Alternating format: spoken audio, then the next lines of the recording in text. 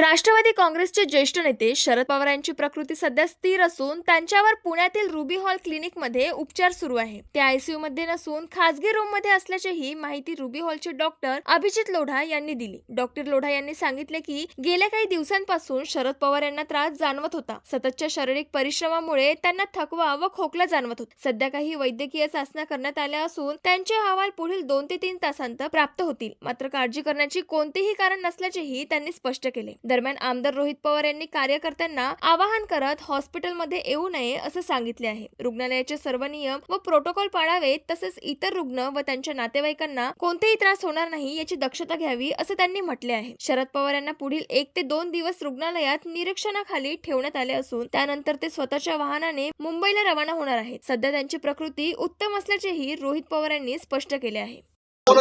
पवार साहेबांच्या तब्येतीबद्दल आता आम्ही सर्वजण रुबी हॉल या हॉस्पिटलमध्ये त्या ठिकाणी आहे आणि तिथले तज्ञ डॉक्टर अभिजित लोढा हे आपल्या सर्वांना आदरणीय पवार साहेबांच्या आरोग्याच्या स्थितीबद्दल त्या ठिकाणी मार्गदर्शन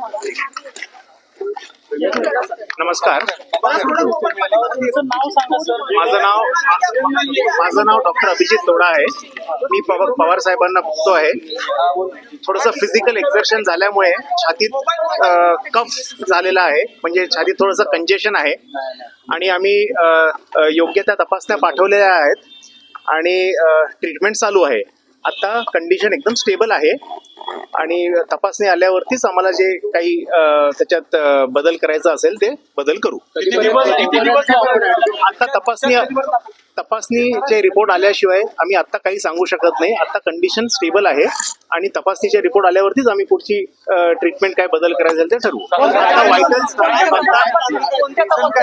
थोडंसं मी सांगितलं, फिजिकल एक्झर्शन असल्यामुळे थोडंसं कंजेशन झालेलं आहे आणि आता सगळे व्हायटल पॅरामीटर्स सगळे स्टेबल आहेत. काळजी करण्यासारखं काय आता तरी काही नाही. आणि पवार साहेब आता रूम मध्ये आहेत, आयसीयू मध्ये नाही. See, because of physical exertion, there was some congestion in the chest. We have sent the appropriate investigations and started the appropriate treatment. The further modifications in the treatment will be decided once we get the investigation reports. He is admitted to a private room, and at the moment all the vital parameters are stable. What is the reason they have been admitted? By vital parameters you mean the oxygen level, the blood pressure, the saturation, everything has been normal. It is because of physical exertion 2-3 दिवसापासून त्रास असेल. सरांच्या 2-3 दिवसापासून त्रास आहे. नाही बोलतायत sir, बोलतायत. 2-3 तासात आपल्याला रिपोर्ट मिळेल. नाही असं तर मला माहित नाही काही. कार्यकर्ते इकडे यायला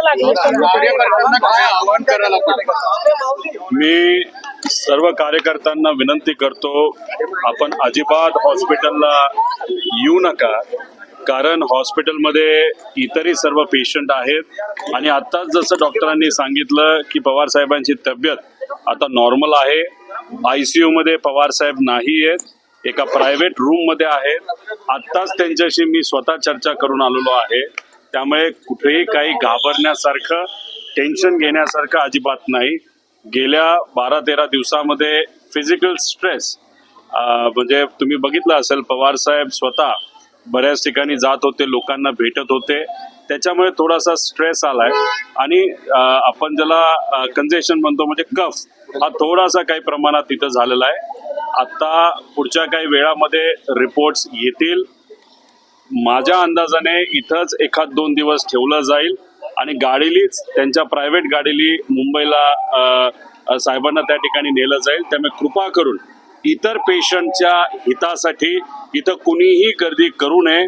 पवार साहेबांना कोणालाही त्या ठिकाणी भेटता येणार नाही, कारण का इथल्या हॉस्पिटलचा प्रोटोकॉल हा योग्य पद्धतीने फॉलो केला पाहिजे असं सुप्रियाताईंचं आणि आमच्या सर्वांचंच त्या ठिकाणी मत आहे. मुंबईला नेणार आहे का? मुंबईला कधी नेणार आहे दादा?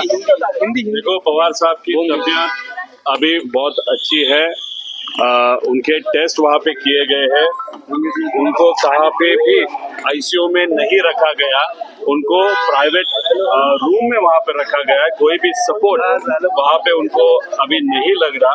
जब भी रिपोर्ट आएगा उसके बाद डिसाइड किया जाएगा कि उनको पूना में रखा जाएगा या मुंबई में रखा जाएगा।